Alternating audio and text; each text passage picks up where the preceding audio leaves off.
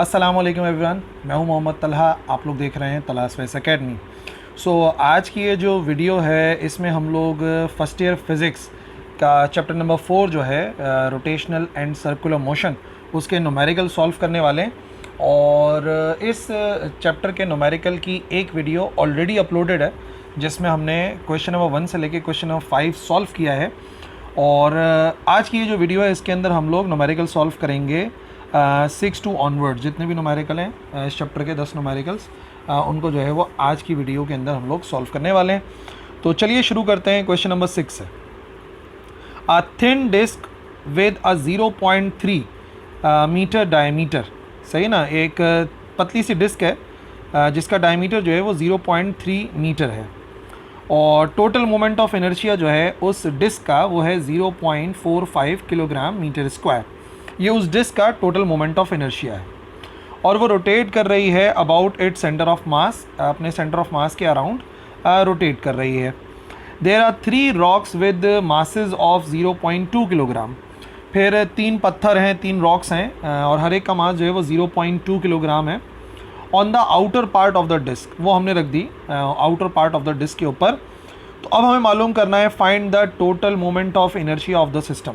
ये जो सिस्टम है इसका टोटल मोमेंट ऑफ इनर्शिया मालूम करना है।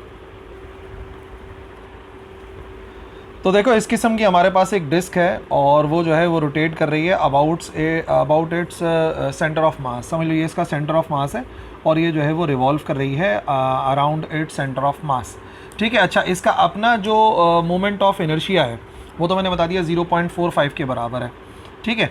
अच्छा, डायमीटर हमें गिवन है तो आपको पता है कि अगर मुझे रेडियस चाहिए होता है तो डायमीटर का मैं हाफ़ कर दूंगा। डायमीटर कह रहे हैं, इसका डायमीटर जो है वो बराबर है 0.3 मीटर के। तो जाहिर सी बात है अगर मुझे रेडियस चाहिए होगा तो रेडियस के लिए मैं 0.3 को डिवाइड कर दूंगा 2 से, यानी कि यहाँ से यहाँ तक का जो डिस्टेंस आ जाएगा वो 0.15 मीटर हो जाएगा।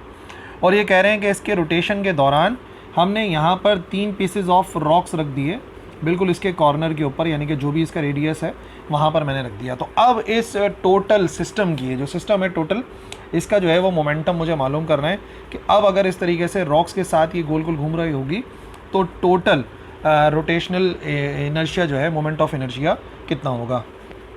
Question number 6। ठीक है, डेटा बना लेते हैं। सबसे पहले हमें क्या गिवन था? सबसे पहले हमें गिवन है डायमीटर उस डिस्क का ना।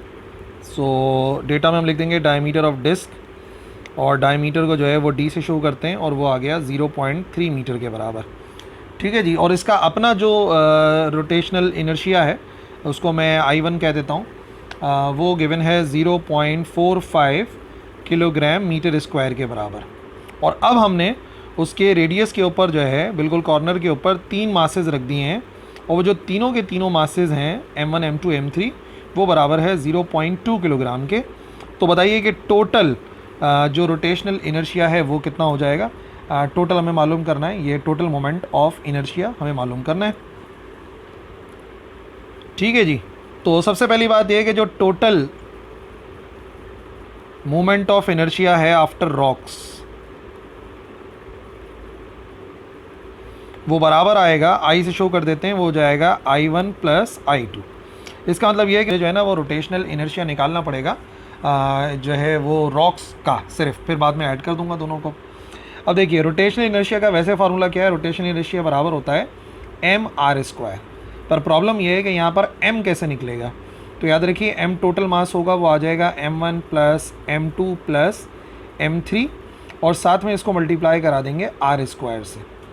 ठीक है जी। अच्छा, r अभी तक हमने नहीं निकाला, r हमें मालूम करना पड़ेगा।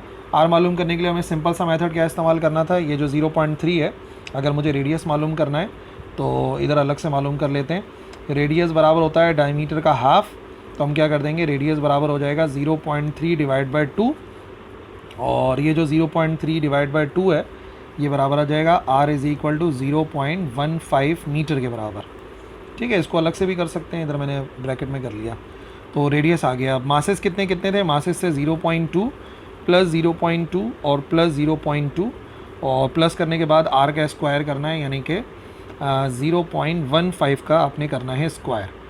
ठीक है, तो ये तो बराबर आ जाएगा हमारे पास 0.6 इंटू 0.15 का स्क्वायर। ये I2 का आंसर है ना। जो सिर्फ रॉक्स वाला मोमेंट ऑफ इनर्शिया वो निकाल रहा हूँ। तो I2 बराबर आ जाएगा मल्टीप्लाई करके 0.0135, ठीक है, और ये हो गया किलोग्राम मीटर स्क्वायर। जैसे ही I2 आ गया, I1 तो ऑलरेडी पता था, इक्वेशन 1 इम्प्लाइज दैट I बराबर आ जाएगा I1 की वैल्यू है 0.45 और उसमें प्लस कर देंगे 0.0135 जो कि ऐड होके बराबर आ जाएगा 0.4635 किलोग्राम मीटर स्क्वायर। यानी कि इस डिस्क का जो टोटल मोमेंट ऑफ इनर्शिया होगा वो बेसिकली बराबर आ जाएगा 0.4635 के। Question number 7, what is the ideal banking angle for a gentle turn. एक जो है वो जेंटल टर्न है, कार जो है वहाँ से टर्न कर रही है मिसाल के तौर पे, या कोई भी गाड़ी वहाँ से टर्न करेगी, तो आइडियल बैंकिंग एंगल कितना होना चाहिए, यानी मुड़ा हुआ कितना होना चाहिए जो रोड है। अगर मैं चाह रहा हूँ कि जो टर्न है वो 1.20 किलोमीटर रेडियस है किसी भी हाईवे के ऊपर, और जो स्पीड लिमिट है वो 105 किलोमीटर पर आवर है, ठीक है ना, ये उसकी स्पीड लिमिट है जो कि तकरीबन बराबर होती है 65 माइल्स पर आवर के। और अज्यूम करें कि हर कोई ट्रैवल कर रहा है एट द लिमिट, यानी कि मैक्सिमम पर ही ट्रैवल कर रहा है हर कोई, ये आपने अज्यूम करना है, ठीक है। तो अब ये जो टॉपिक है ना, इसको जो है ना थोड़ा सा आपको समझना पड़ेगा। देखो, अगर कोई भी जेंटल कर्व होता है ना, तो इस तरीके से जो एंगल है रोड में वो आया हुआ होता है। थोड़ा सा ये जो रोड है आप देख सकते हो, ये बाहर की तरफ से जो है ना थोड़ा सा उठा सा होगा, बाहर की तरफ से उठा सा होगा, और यहाँ से थोड़ा सा अंदर को होगा। तो हमेशा हमें एक एंगल पर रखना पड़ता है ताकि गाड़ी जो है वो तेज़ी के साथ भी मुड़ पाए। तो आमतौर पे इस किस्म का एक एंगल जो है ना होता है जिसे बैंकिंग एंगल कहते हैं। ये बैंकिंग एंगल कहलाता है कि जो रोड है वो जो बाहर वाली सतह होती है वहाँ से थोड़ा सा उठा सा होता है, और बाकी जो अंदर वाली सतह है जो रोड के इनसाइड वाला एरिया होता है वो थोड़ी सी कम होती है, ताकि कुछ एक्स्ट्रा जो फोर्स अप्लाई भी हो रही है, जो स्किड हो जाती है बाहर की तरफ कार या जो भी गाड़ी है स्पीड की वजह से, सेंट्रीफ्यूगल फोर्स की वजह से, वो स्लिप ना हो। तो इसके लिए एक फार्मूला है, वो फार्मूला हमें इस्तेमाल करना पड़ेगा। मैं इधर बता भी देता हूँ। थीटा बराबर होता है tan इनवर्स, और वो डिपेंड करता है रेडियस के ऊपर, रेडियस का स्क्वायर और v का स्क्वायर, और डिवाइड में आता है rg। स्पीड पर डिपेंड करता है, रेडियस पर डिपेंड करता है, और वैल्यू ऑफ g तो है ही जो आपने याद रखनी है। तो अगर हम इसका डेटा बना लें पहले, जो कुछ हमें गिवन था, और ये हमने अज्यूम करा है कि हर कोई जो है वो मैक्सिमम लिमिट के ऊपर ही जो है वो कार को ड्राइव कर रहा है। अब सबसे पहले हमें मालूम क्या करना है, हमें मालूम करना है इसका बैंकिंग एंगल। जो आइडियल बैंकिंग एंगल होगा वो कितना होगा ये हमें मालूम करना है, थीटा से शो करते हैं, और ये हमें फाइंड करना है। और जो रेडियस है उस रोड का, जो सर्कुलर टर्न है उसका रेडियस हमें गिवन है 1.2 किलोमीटर के बराबर, जिसको हमें मीटर में कन्वर्ट करना पड़ेगा क्योंकि ऐसा यूनिट्स ऑफ मीटर्स हैं। मल्टीप्लाई बाय 1000 करते हैं, इसी वैल्यू को अगर मल्टीप्लाई बाय 1000 करेंगे तो ये कन्वर्ट हो जाएगा मीटर्स में, क्योंकि हो जाएगा 1200 मीटर के बराबर, ठीक है। जो स्पीड लिमिट है, जो कह रहे हैं स्पीड लिमिट, जिसको हम v से शो कर रहे हैं, वो है 105 किलोमीटर पर आवर। इसको भी आपको जो है ना कन्वर्ट करना पड़ेगा ऐसा यूनिट्स में। किलोमीटर से मीटर में जाने के लिए मल्टीप्लाई कराते हैं 1000 से, और r को सेकंड में कन्वर्ट करने के लिए डिवाइड कराते हैं 3600 से। सो ये आंसर आ जाएगा हमारे पास, v का आंसर आ जाएगा 29.16 मीटर पर सेकेंड, ठीक है ना। बस इतना ही था डेटा। और फार्मूला मैंने आपको बताया, फार्मूला ये बड़ा सिंपल सा है, जो थ्योरी का लेक्चर है बैंकिंग वाला, उसके अंदर आपको ये फार्मूला मिल जाएगा। सो थीटा बराबर होता है, theta is equal to tan inverse, और वो बराबर होता है v square divide by rg। सारी वैल्यूज़ तो हमें गिवन ही है, जस्ट हमें पुट करनी है।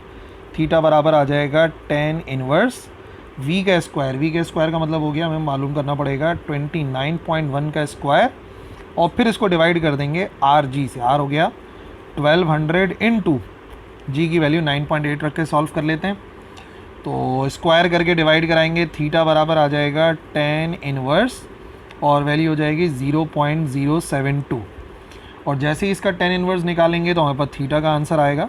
थीटा हो जाएगा 4.14 डिग्रीज के। यानी कि अगर इतनी स्पीड लिमिट है और इतना रेडियस है, और आप चाहते हैं कि गाड़ियां जो है वो आइडियली टर्न कर जाएं बिना स्लिप हुए, बिना स्किड किए, तो जो बैंकिंग है रोड की वो आपको तकरीबन 4 डिग्री के बराबर रखनी पड़ेगी, ठीक है जी। और ये हमसे यही पूछा गया था इस क्वेश्चन के अंदर। क्वेश्चन नंबर 8, आ 1500 किलोग्राम कार, एक कार है 1500 किलोग्राम की है और वो मूव कर रही है एक फ्लैट हॉरिजॉन्टल रोड के ऊपर, ठीक है जी, और निगोशिएट करती है कर्व को, जैसा कि पिक्चर के अंदर नज़र आ रहा है। जो पिक्चर आपको नज़र आ रही है बुक में बनी हुई है, बिल्कुल इस पिक्चर के अंदर जो है वो टर्न कर रही है car. If the radius of the curve is 35 metre, अगर जो रेडियस है कर्व का, जहाँ पे गाड़ी जो है वो चौरंगी के ऊपर फॉर एग्जांपल गोल घूम रही है, तो उसका जो रेडियस है वो 35 मीटर है, और जो कोफिशिएंट ऑफ स्टैटिक फ्रिक्शन है वो बराबर है टायर और जो ड्राई पेवमेंट है, जहाँ पर ये खुश्क सा जगह होती है, तो 0.523 के बराबर है टायर और ड्राई पेवमेंट के दरमियान में। तो बताइए कि मैक्सिमम स्पीड कितनी होगी जो कि कार की होनी चाहिए सक्सेसफुली टर्न करने के लिए, यानी कि बिना स्किड हुए, क्योंकि आपको पता है अगर स्पीड बढ़ जाएगी तो सेंट्रीफ्यूगल फोर्स एक्स्ट्रा लगती है, फ्रिक्शन कम हो जाती है as compare to the centrifugal force, तो कार जो है वो स्किड कर जाती है। तो सवाल ये है कि मैक्सिमम स्पीड कितनी होनी चाहिए कार की इस केस में। इस तरीके से ना कार रोटेट कर रही है और ये फ्लैट सर्कुलर रोड दिखाया गया है, तो इसको कह रहे हैं कि जो रेडियस है यहाँ से लेके यहाँ तक का, जहाँ पर कार रोटेट कर रही है, वो रेडियस ये कह रहे हैं कि 35 मीटर के बराबर है, ठीक है। और जो कार है, एक ही कार है, ये तो फिलहाल पिक्चर इसमें वीडियो के अंदर दो हैं, तो एक कार है वो 1500 किलोग्राम की है, और टायर और रोड के दरमियान में जो फ्रिक्शन होता है ना, वो भी बड़ा इंपॉर्टेंट पार्ट प्ले करता है, ठीक है ना। ऐसा होता है, देखो जो फ्रिक्शन होती है टायर और रोड के दरमियान में, वो गाड़ी को स्लिप होने से रोकती है, सही ना, वरना सेंट्रीफ्यूगल फोर्स उसको बाहर की तरफ ले जाए। नॉर्मल रिएक्शन ऊपर की तरफ होता है रोड का, और जो वेट होता है कार का वो उसे नीचे ले जाने की कोशिश करता है। तो जब भी कोई कार जो है वो सर्कुलर टर्न ले रही होती है ना सीधे रोड पे, यानी कि लेवल रोड पे, तो ये सारी फोर्स काम करती हैं वहाँ पे। स्पीड के ज़रिए वो सीधे जाने की कोशिश करता है, सेंट्रीपिटल एक्सेलरेशन या सेंट्रीपिटल फोर्स सेंटर की तरफ ले जाने का काम करती है, जो कि एक्चुअली फ्रिक्शनल फोर्स है, ठीक है। तो हमें ये मालूम करना है कि बिना स्लिप हुए जो कार है उसकी स्पीड कितनी होनी चाहिए। बेसिकली मुझे स्पीड की वैल्यू चाहिए कि बिना स्लिप हुए कार जो है वो वहाँ से मूव कर जाएगी। क्वेश्चन नंबर 8,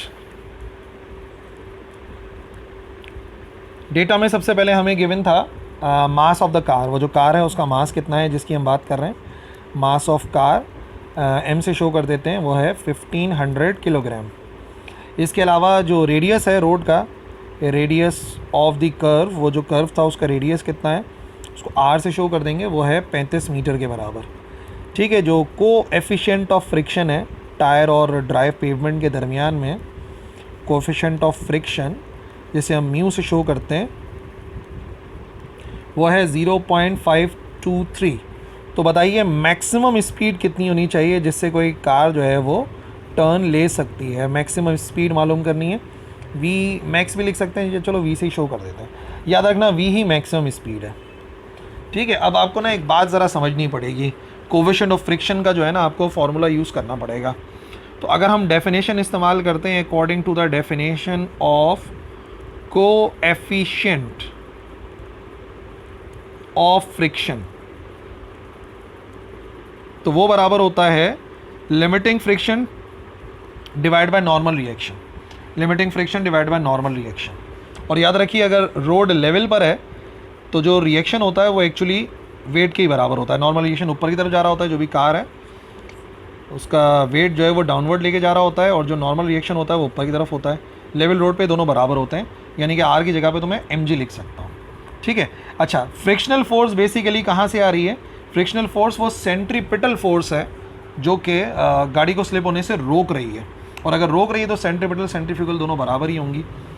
तो ये हमारी सेंट्रीपिटल फोर्स बनती है जो कि बराबर होती है mv²/r के, सही है ना। जो कार को रोकने वाली फोर्स है वो तो आपको पता है फ्रिक्शनल फोर्स है, और जो दूर ले जाने वाली फोर्स होती है सेंट्रीफ्यूगल, वो बराबर होती है mv²/r। अब ये कह रहा है कि बिना स्लिप हुए कार टर्न कर जाए तो यकीनन ये फोर्सेस एक दूसरे को बैलेंस करेंगी, r w के बराबर हो जाएगा और f बराबर हो जाएगा fc के। तो अगर ये दोनों वैल्यूज़ मैं पुट कर देता हूँ इक्वेशन 1 में, पुटिंग वैल्यूज़ इन इक्वेशन 1, तो क्या बनेगी इक्वेशन 1? म्यू बराबर आ जाएगा, ऊपर आ जाएगा एफ सी की वैल्यू यानी कि mv²/r, और डिवाइड में आ जाएगी वैल्यू ऑफ mg। अब देखो सबसे पहले क्या कैंसिल हुआ, सबसे पहले m से m कैंसिल हो गया। इसका मतलब मैक्सिमम स्पीड लिमिट जो होती है ना वो कभी भी मास पे डिपेंड करती नहीं है, इसको याद रखना, मास पे डिपेंड ही नहीं करती। तो m को तो कैंसिल होना ही था। तो म्यू का क्या फार्मूला बना? म्यू का फार्मूला बन गया v² डिवाइड बाय rg, ठीक है ना। और इसी फार्मूले से पिछला वाला हम ड्राइव करते हैं, जो टेन थीटा वाला फार्मूला आता है ना, वो इसी से ही आता है। अच्छा जी, फिलहाल मुझे v की वैल्यू चाहिए, तो v स्क्वायर को अलग करेंगे तो म्यू इंटू आर इंटू जी हो जाएगा। तो v स्क्वायर की वैल्यू पहले निकाल लेते हैं ना। क्या वैल्यू बन जाएगी, ये आ जाएगा हमारे पास म्यू की वैल्यू 0.523। रेडियस कितना है, रेडियस है 35 मीटर, इंटू जी तो आपको पता ही है कितना होता है 9.8। इनको आपस में मल्टीप्लाई करेंगे तो हमारे पास आंसर आएगा वी स्क्वायर का, और ये आ जाएगा 179.3। अब ये वी स्क्वायर का आंसर हमें स्क्वायर तो ख़त्म करना है, तो हम क्या करेंगे, taking square root on both sides. तो ये हो जाएगा वी स्क्वायर का रूट और ये हो जाएगा 179.3 का स्क्वायर रूट। इधर तो स्क्वायर से रूट कैंसिल होके वी का आंसर आ जाएगा, और इसका स्क्वायर रूट लेंगे तो ये आ जाएगा 13.3 मीटर्स पर सेकंड। यानी कि यही उस रोड की स्पीड लिमिट होनी चाहिए जिस पे कार जो है वो बिना स्किड हुए टर्न कर सकती है। Question number 9। अच्छा जी, एक सिस्टम आपको नज़र आ रहा है, सिस्टम है पॉइंट्स का, जैसे कि फिगर 4.22 में आपको नज़र आ रहा है। ये एक सिस्टम है, हर पार्टिकल का मास जो है वो 0.3 किलोग्राम है। हर एक जो पार्टिकल है इसका मास 0.3 किलोग्राम है, और वो लाई कर रहे हैं एक ही प्लेन के अंदर, यानी कि for example x y plane के अंदर आपको नज़र आ रहे हैं दोनों। What is the moment of inertia of the system about given axis. Centre के अराउंड जो है वो कितना इसका मोमेंट ऑफ इनर्शिया हो जाएगा, वो हमें मालूम करना है। अब याद रखिए, मासेस तो सबके बराबर हैं, डिस्टेंसेस डिफरेंट है। इस वाले पार्टिकल का जो मास है वो भी इतना ही है, कितना है 0.3, लेकिन इसका डिस्टेंस 40 सेंटीमीटर है। इस वाले पार्टिकल का डिस्टेंस सेंटर से 50 सेंटीमीटर है, और इस वाले पार्टिकल का डिस्टेंस 20 सेंटीमीटर है। ठीक है ना, तो देखते हैं कैसे सॉल्व करेंगे। क्वेश्चन नंबर 9, ये सेंटर था, ठीक है। एक पार्टिकल इधर कहीं पे बनाया हुआ है इन्होंने, ठीक है। एक पार्टिकल इधर कहीं पे बनाया हुआ है, ये भी आ गया एक पार्टिकल, और एक पार्टिकल सीधा ऊपर है। ये 3 पार्टिकल हैं। फॉर एग्जांपल पार्टिकल ए है, पार्टिकल बी है और पार्टिकल सी है। हर एक के मासेस बराबर हैं। इधर मैं डेटा में ना लिखता भी रहता हूँ। ये जो सारे के सारे मासेस हैं ना, ए का और ए का मास, बी का मास और सी का मास, ये तीनों मासेस बराबर हैं। और ये तीनों मासेस कितने हैं, ये मासेस हमें गिवन हैं 0.3 किलोग्राम के बराबर। ठीक है जी, डिस्टेंसेस डिफरेंट है। ये वाला फासला जो है इसको आर ए बोल देते हैं, इस वाले को आर बी बोल देंगे, और ये वाला डिस्टेंस हो जाएगा आर सी। ये अलग अलग हमें गिवन है। कितना कितना है, 40 है, 50 है और 20 है। ये 40 है, ठीक है, ये 50 है सेंटीमीटर और ये 20 सेंटीमीटर है। आर हमें अलग अलग गिवन है, तो ये मैं डेटा में भी अलग अलग लिख दूँगा। आर ए बराबर है 50 सेंटीमीटर, जो कि हमें चलो बाद में कन्वर्ट कर लेंगे। आर बी कितना है, आर बी है हमारे पास 40 सेंटीमीटर, और आर सी हमारे पास बराबर है 20 सेंटीमीटर। और हमें टोटल मोमेंट ऑफ इनर्शिया चाहिए। टोटल मोमेंट ऑफ इनर्शिया को आई से शो करेंगे। कन्वर्जन यहाँ पे ज़रूरी है, divide by 100 divide by 100 divide by 100, ताकि आंसर मीटर्स में आ जाए। ये हो जाएगा 0.5 मीटर, 0.4 मीटर और 0.2 मीटर्स। ठीक है जी। अब मोमेंट ऑफ इनर्शिया का फॉर्मूला क्या है, मोमेंट ऑफ इनर्शिया का फॉर्मूला हमें पता है, आई बराबर होता है एम आर स्क्वायर के। बट इस केस के अंदर तो 3 है, तो टोटल वाले को हम बोल देंगे I1, I2 और I3, या पहले वाले का A वाले का, B वाले का और इसको C वाले का कह देते हैं। तो ये क्या बनेगा, ये बनेगा एम ए आर ए का square plus m b r b का स्क्वायर, और सी वाले को हम बोलेंगे एम सी और आर सी का स्क्वायर। हर एक की वैल्यू 0.3 इंटू 0.5 का स्क्वायर प्लस 0.3 इंटू 0.4 का स्क्वायर, और एम सी भी 0.3 है, इंटू 0.2 का स्क्वायर। ठीक है ना, टोटल आ जाएगा एक साथ। वैसे तो कॉमन आ रहा है, 0.3 कॉमन आ रहा है, तो आप 0.3 को कॉमन ले लो, तो 0.3 आ जाएगा कॉमन, और बचेगा यहाँ पे 0.5 का स्क्वायर प्लस 0.4 का स्क्वायर प्लस 0.2 का स्क्वायर। तो कैलकुलेट से कर लो डायरेक्टली, पहले प्लस कर लो तो ये हो जाएगा 0.3 इंटू 0.45 और इन दी एंड मल्टीप्लाई करा के आंसर आ जाएगा 0.135 किलोग्राम मीटर स्क्वायर। तो जो गिवन सिस्टम था इसका जो टोटल मोमेंट ऑफ इनर्शिया है वो 0.135 किलोग्राम मीटर स्क्वायर आएगा।